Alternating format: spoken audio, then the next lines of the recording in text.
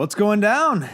Thor Brian, back with the Thor's Thoughts. Had to bring Brian in for this Thor's Thoughts because we are doing Thor's Thoughts this evening on, that's not a drum beat, but whatever, Solo, a Star Wars story. What up, Lando? Yes, that's my new Lando. Yeah, buddy.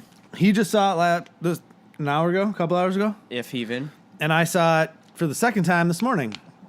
So we're going to talk about, let's break it down. Let's just unpack it and let's see what we got.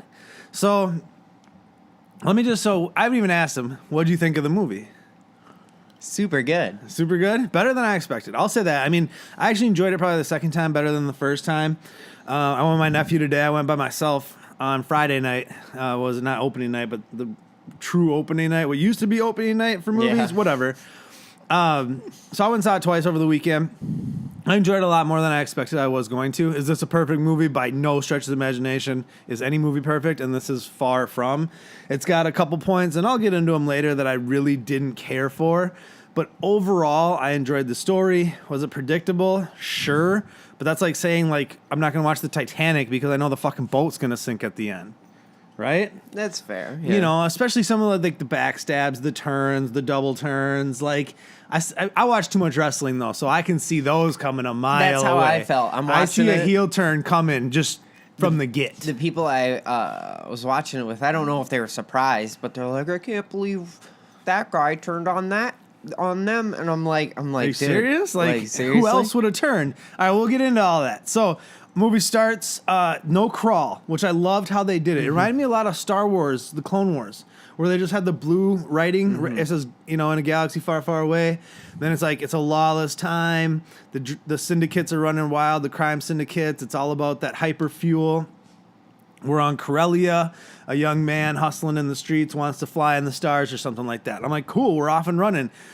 You got Solo hot wiring. Yeah, buddy. Well, Han at the point. We'll get there. Yeah. Han at this point is hot wiring a speeder. Speeder. There you go. And he's running from some people. He goes back to and then they set up what was Lady Proxima. So Lady Proxima takes in the orphans from the streets of Corellia, which is where they make Star Destroyers and the ships for the Empire. And the young man, who's the antithesis of the story, Han, is one of her orphan boys. Right. Okay, but he's he's older. Late teens, maybe early 20s. Gets back to the Lady Proxima hideout. That's when we meet Amelia Clarke for the first time as Kira. I really actually liked her. I mean, I seen her in Game of Thrones. I haven't loved her in a lot of other things, and even in Game of Thrones, sometimes I'm lukewarm. But I really enjoyed her character in this movie. I think she did a good job. Again, I saw a lot of what happened with her coming the whole time, but we'll get there when we get there. So we open on Corellia. You get that Star Wars or Solo, a Star Wars story logo pops up. Gorgeous looking logo. I like the music in the beginning. And then we're off and running. So it was kind of a deal gone bad. Han has to talk his way out of it. And he's trying to escape from Lady Proxima, get off Corellia with his girl. Because you find out right away that Amelia Clarke's his love interest. You know what I mean? They're making out right as soon as they find each other in the sewers of the home that they live in with Lady Proxima, who is a giant worm monster who comes out of the water. Yeah, that's one thing I really did enjoy about this is a lot of the alien characters that they had, a lot of the different species, how they were talking with subtitles. And not everybody had spoke English. And I really although Lady that. Proxima did for some reason. I like that scene. It was so dark. The whole time I'm watching, I'm like, dude, this is you can barely see what's going on. It's so dark in this scene. It's crazy. Yeah, that whole part on Corellia in the beginning was pretty dark. So they're going to sell this, they got one cartridge of hyperfuel, and they can get enough to get off world with it. So they're running from the Lady Proxima's guys, trying to escape the world. They get to the place, the spaceport. They bribe the person at the gate with the hyperfuel. Han gets through. Amelia Clarke's character, gets grabbed, pulls back. He had some great emotion in that scene. I really like how he, and this is the one thing I will say. Anyone who's concerned with Aldenreich's performance, less than 5 minutes in, you forget. It's not you're going to forget Han Solo, but you're accepting that this is Han Solo. You're not like, this isn't Harrison Ford. He had a lot of the mannerisms. It wasn't a Harrison Ford impersonation, but it was definitely the Han Solo character. Right. I mean, I thoroughly enjoyed his performance. I think he actually A lot of people come out talking Lando, Amelia Clark. I think he stole the movie from me. I think he was the character. It's supposed to be his story, and it was his story. You know what I mean? Like I don't feel disagree, like he was overshadowed in any scenes. I don't know if he was the best character. Well, no, I didn't say the best character. I said he stole the show. Like it was his show, right? You know, I didn't say best character. I'm splitting hairs here. We'll get there. So then Han is laying there. He's like hiding from the troopers, and here's this great propaganda piece from the Empire. Be part of something great. Come join the Empire. See the world. It totally reminded me too of like Nazi Germany with like the checkpoints. Like it really did. Like those correlations are there, and that's Lucas really had that against the Empire and the rebels in the beginning. So feeling that, it felt, and I hate this phrase, but it felt very Star Wars to me right off the get. And so then we fast forward 3 years. Now he's in the infantry being blown up. They're on. They don't. Did they ever say what planet they're on? No, I don't. They're think like so. invading or bringing peace to some planet, and he's a mud trooper. Right. And I love that part. And that's when they finally introduced Beckett and Val, and probably one of my favorite characters of the movie, Rios, the dude with four arms. They're disguised as a trooper or like a unit. You know what I mean? Like a unit in the Imperial Army, and Han kind of identifies that they're not, and he's like, yo, take me with you, get me out of here. Like he's ready to defect, and he can tell they're on a mission, you know, and they're probably up to no good, and he's like, I'm a no good, Nick, let me, you know, I've been hustling since I was a kid, let me help you out, you know. And so then you think they're going to take him with them, and they call the Imperials on him and send him to the brig. So they're like, we're going to feed you the monster. There's a monster now? And this is one of my favorite parts of the movie. He gets thrown in the pit. The monster's coming out, and it's Chewie. Like, I was like, hell yes. This is a great way to introduce Chewbacca. One part, now, I do need to back up just a step. So when he was about to join the Imperial Army, he steps up to the guy who's like the recruiter, and he goes, what's your name? And he says his name's Han. And he goes, what's your family name? And he's like, I don't have one. What's your people? Or what's your people, right. And he's like, I don't have people. I'm just me. And then the dude gets this like look on his face, and Han Solo, and like thinks he's all clever. And there was like a story like a year ago that Bob Iger said that you were going to learn how Han Solo got his name. And we just meant like we thought he meant his name's sake.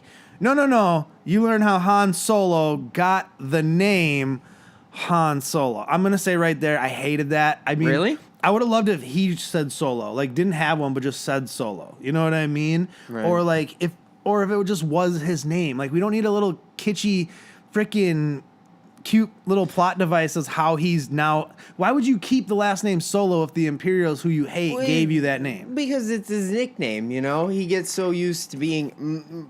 I mean, and he's not Solo. He's got Chewie like the whole time. Right, but that's his name. It's a minor gripe. And everybody, but while he's in the military, everyone is going to call him what?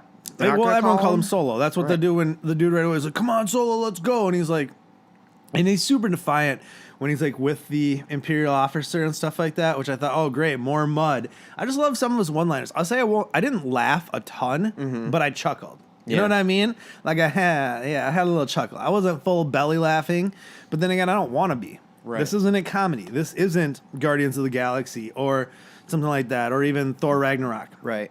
I don't need belly laughs. I just need good one-liners and a little bit of, it's angstiness. It's a heist story. True. So he meets Chewie, and then another part I didn't care for is when he started speaking Wookiee. Really? He started... The minute he started doing... That one was Wookiee speak, I was like, oh, man... The fans are gonna hate this. Well, but here's why. But then on my second viewing, I hated it a lot more on my first viewing. On my second viewing, he's trying to communicate to Chewbacca that he's got a plan, but there's two guards standing above him who, if he just spoke in English, which Chewbacca understands, they would hear too. So it worked. I don't want to say I understood it more, but I guess I like accepted it more in that capacity on my second viewing. And I don't think people should. I mean, that's super nitpicky though. If those two scenes that I just went over are your main problems with this entire movie, like, calm the fuck down. just take a breath. I didn't mind it. I thought it was fine. The Solo thing I hated a lot more than the Wookiee thing. The Wookiee thing I'm kind of indifferent to at this point. I didn't mind the Solo thing. But the Solo either. thing I thought was god awful. The minute he's like, "What's your family? Now. What's your family name?" I'm like, here's where Solo comes but in. he did mention his dad later in the film when he was talking about his dad built the right, but he doesn't have like a people. the Falcon. He even asked him, "Do you have a good relationship with your dad?" No. Yeah. Well, and that's when Lando was about to talk about his mom. We'll get there after he meets Lando. But so then he meets up with Beckett and them. Him and Chewie escape from the fighting pit in the bottom. They join up with Beckett and his crew, Val and Rios. Rios is like a four-armed, almost like a monkey. He called the species name. I can't remember that. I mean, I was good enough to remember Lady Proxima, Corellia, Kira, and then Emphas Nest. Just remembering those four things alone took all my brain capacity at this point. And Beckett and stuff like that. I remembered a lot of names. I'm not remembering some random, alien species that they mentioned once throughout the thing, especially for someone who only lived for another about 20 minutes in the movie. Spoiler alert. Should have said that earlier, but whatever. It'll be in the title, so if you didn't know, that's on you. So they go on their first heist. They go on that train heist that was in most of the marketing material, which I thought came a lot earlier in the film than I anticipated. But it was just a heist to steal a tank or like a cargo full of those hyperspace things. Yeah. So he's working with Beckett and them. They go on their first adventure. He just always keeps talking about he wants to be a pilot. And then we get Emphas Nest shows up with I think they call them the Skyriders or something like that. It's got Marauders. a really cool name. Well, they're Marauders, but there's an actual name I think in the comics. It's I don't know either. But either way, Emphas Nest is that's the helmeted person with the things.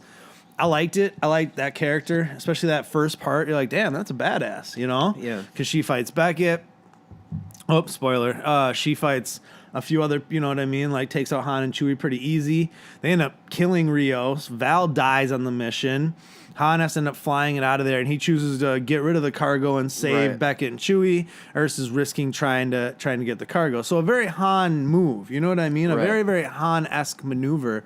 So then what? Then they meet Drayden Voss, or Paul Bettany's character. He's reintroduced to Emilia Clarke's character, who's now Drayden Voss's top lieutenant. Yeah. But it kind of seems like he owns her to a certain extent. And she's his property, especially because she's got his stamp on her wrist. The brand or whatever. the brand. And Solo notices it too, because he's all tell me all about you and tell me how do you get here? And she's pretty much deflects every time he tries to talk about what she's been up to. And so then Drayden Voss is going to kill him. They're like, no, don't kill us. We'll go get you some raw stuff. Yeah. The fuel. And then we'll make this thing. Yeah, I'll make this thing right for you. And we'll get our money and, blah, blah, blah, blah, blah. So he sends Kira with him. They're like, we need a ship. So Beckett, Kira, Chewie go to something to a sabacc game. And that's where you see Lando in the yellow suit raking all the stuff in, and you're like, man, this is a sabacc game. Han wins the Falcon in. Everyone was thinking that. You did not think that they were sitting down for that first sabacc game and Han wasn't going to win the Millennium Falcon, right? So Han's winning, and then Lando busts Han on the final hand. It's an all-in hand. They bet ships. Han lies and says he has a ship. Lando wins. I like that. Lando really, really got screwed because he didn't win anything. No, and then agreed to go on a mission and ended up with 20% of nothing and a destroyed ship. So they get Lando, and Lando's amazing too. Him telling the stories and just his aura. So it's like Rick James, you know what I mean? He's just got an aura about him.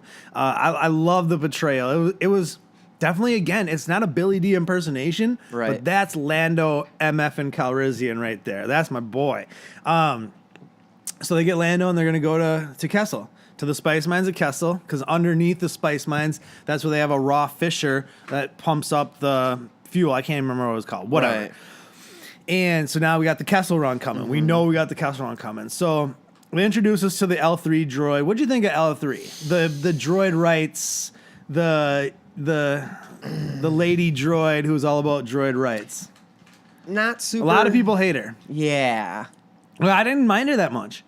I didn't bother me. She wasn't like ruin the movie levels, but she was like a distraction and really kind of, as much as I like Lando, She was a one-trick pony too. she kind of ruined his character by just being like But then really like in your face Yeah, and but obnoxious. even he would like roll his eyes at her, and he was like, even she was too much for him. Right. But that's like his girl. You know what I mean? Not his girl.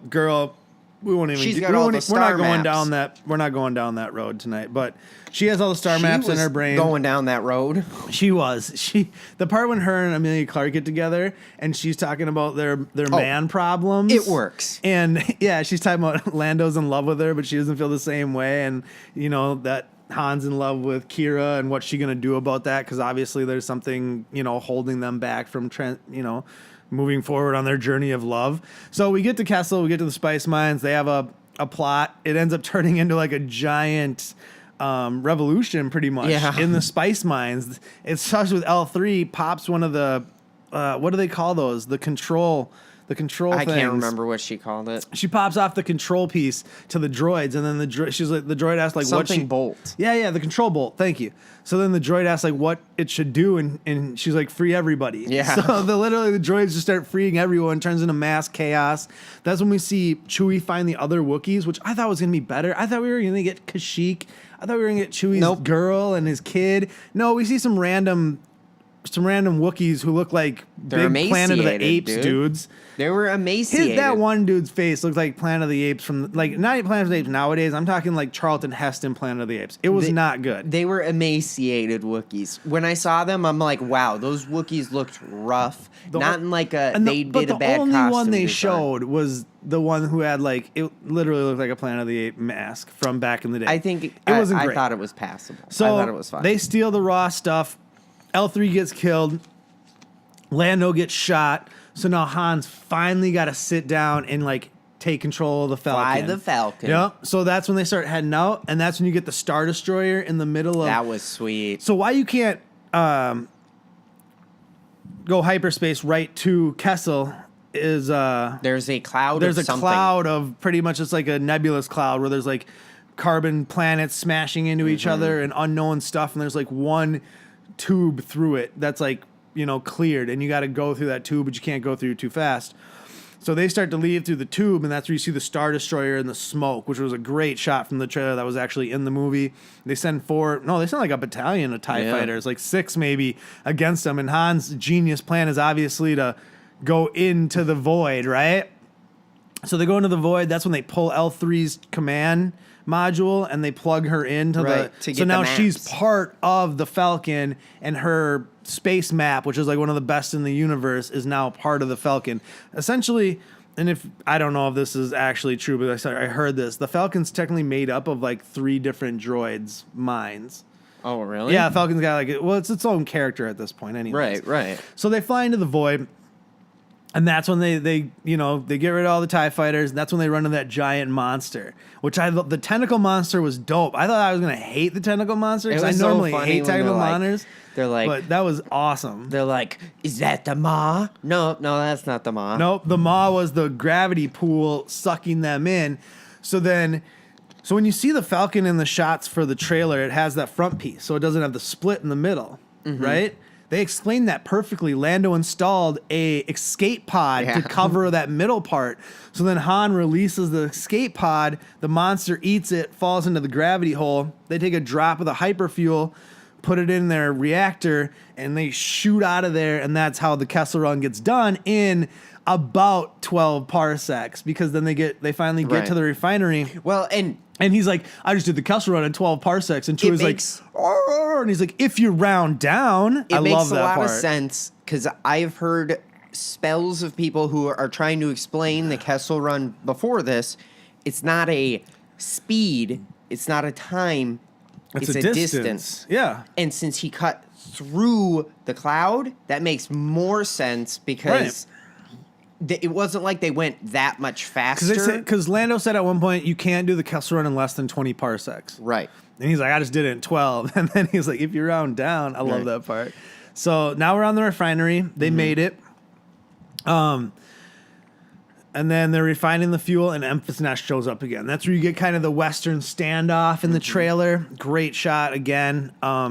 Very well done. And then before they're about to fight, Memphis Nest like, I need a drink. And they finally have a conversation that if they had in the beginning of the film, maybe Val and Rios don't need to die. Yeah. And, maybe this goes a lot different way. They really couldn't have a conversation on a speeding train. True, but how do you not? Whatever. So Memphis Nest takes off her helmet. She's a girl. Spoiler, I said she about 7 times, explaining the character at this point.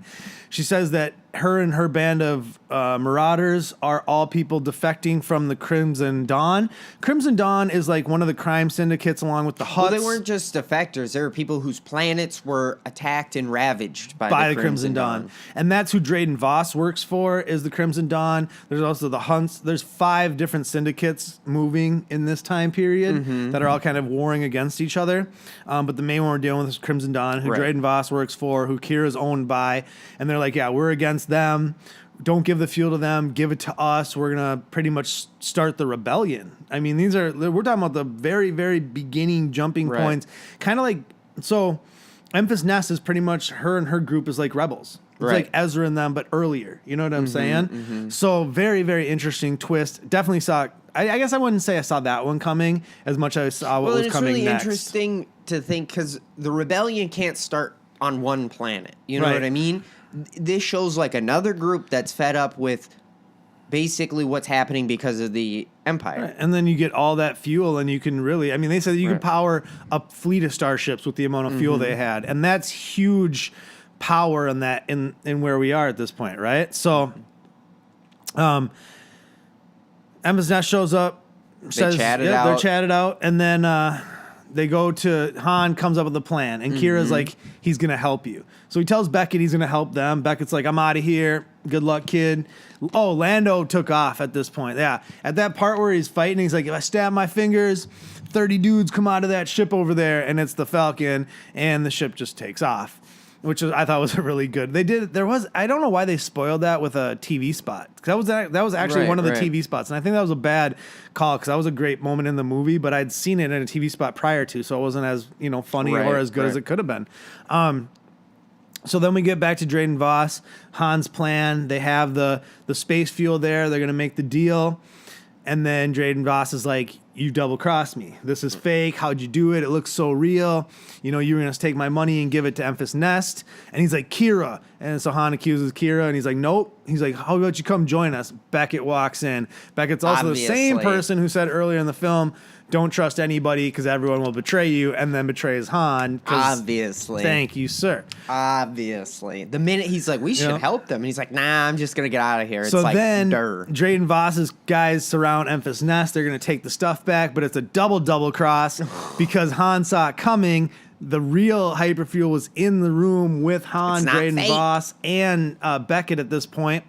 So then Beckett kills everybody, and he's the only one holding the blaster. He steals the fuel, takes Chewie, and they leave. So then a fight ensues between Han, Kira, and Drayden Voss. Kira ends up killing Drayden Voss, and then Han's like, all right, let's go save Chewie. And she's like, I'm going to get I'm going to steal some jewels and get some of my stuff, and I'll meet you in a little bit, babe. And as she's like looking at Drayden Voss's dead body, so Han like goes to save Chewie, and then she shuts the door and she hits this button, and all these like bars come down. She grabs his seal, his ring. She grabs his ring. The shields come down or whatever that are like all around the room, and this hologram pops up.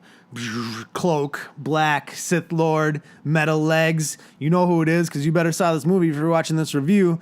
Darth Maul. So Darth Maul is kind of like the man behind everything going on. Look for Darth Maul? Loved it. It was Ray Park. It was Sam Witwer's voice. It was, same actor, same everything. I liked it. Thought it looked good. He looked aged. He should have. Right, yeah. Like, he had been through a lot. Anyone who's confused, watch Star Wars Rebels. Yeah. Watch Clone Wars. Read a comic book, He was really good. Google search Darth Maul post Phantom Menace. And it's interesting because he picks up more like your post Phantom Menace Maul, where he's not silent the whole time. He's like having a conversation and menacing. Because after Clone Wars, he went crazy, and then he got his mind back. So he's on Dathomir, and he tells Kira, "Come to Dathomir," which is like the home of like the witches and stuff like that, where he's from. So she takes control of the yacht, of the power. And now she's the in facto, syndicate leader? No, because he's the leader, but she's like one of his lieutenants now. Right. She's like a main lieutenant. She went up. Maybe she's captain lieutenant now. I don't know. I'm just throwing shit out there. But is it? I would assume Maul's the shadow leader. He is. He's kind of like the emperor in the. So everyone would just assume she's the leader. I would technically. Yes. So she takes off. Han's kind of hurt, obviously. But Han's like, whatever, we won the day. This is also another amazing part that's coming up here. What, after that? When Beckett and him are so then he catches Beckett leaving with the space fuel and Chewie, and he's got his blaster out, and Beckett's like, I'm about to teach you the greatest lesson, and Han just shoots him. Point blank. Shot first. And you know what? My nephew caught that right away. He turned to me and goes, is that because Han shot first? And I was like, oh, I love that kid so much. He's the smartest. But yes. Han shot And they didn't have first. to say like, always shoot first, kid, or something No, stupid. he didn't even say the lesson of shoot first or that would have ruined that exactly. moment. That's what I'm saying. He You just didn't need to. Didn't even hesitate. You Blam. understood just from that. Just from that, you understood. Han shoots first. Thank you, Ron Howard. You knew they typed that scene up and they're like, yeah, Han shoots. They're so excited for that. So then scene. Kira takes off. Han gives the stuff to Emphas Nest, and she gives him one. He's got one single cartridge again, and he's like, "All right, I'm gonna go get my ship." So then we go to some jungle planet. Lando again, just being Lando. Like, you want to know about intertwined celestial bodies? I'm somewhat I'm somewhat of a master, or something like that. And it's just the listening to his bar card stories is so funny. His sabacc stories. I just want to sit and play a game of sabacc with him at some point. How come we don't have an app where you play Sabacc with Lando Calrissian? And the whole time you're playing, he's telling you silly stories. That'd be amazing. That would be amazing. So Han sits down. That's when Lando has the white cape on and like the not Hawaiian shirt, but it's like a yellow. Yeah, I really like it. It's nice, and that's the Hot Topic exclusive. Is him in that. Oh. It's the same one, but it's the different suit as the Hot Topic exclusive. Go find it. I'm gonna check Hot Topic next time I'm around one. So that the last sabacc game is where Han actually wins it, because Han realized in the first game Lando cheated. Lando had a card cheater. He noticed it when they re-met. No, remember, because he said he couldn't have played that. Yeah. Because it had already been played. So he didn't know how he cheated, but he knew he cheated him. So then when they re-met each other and Lando's like, sorry, I left you. Where's my cut? And he's like, yeah, right, bro. He noticed the little card thing in Lando's shirt. And he grabbed him and he gave him a hug and he stole the card. So when he played it, Lando goes for it and Han knows it's not there. Han beats him, wins the Falcon. You got him and Chewie hitting the buttons at the end, taking off. Zoom. Credits roll. Fun movie. It's getting a bad rap. I mean, people are being too hard on it. This is not. Are people being hard on this movie? Mm-hmm.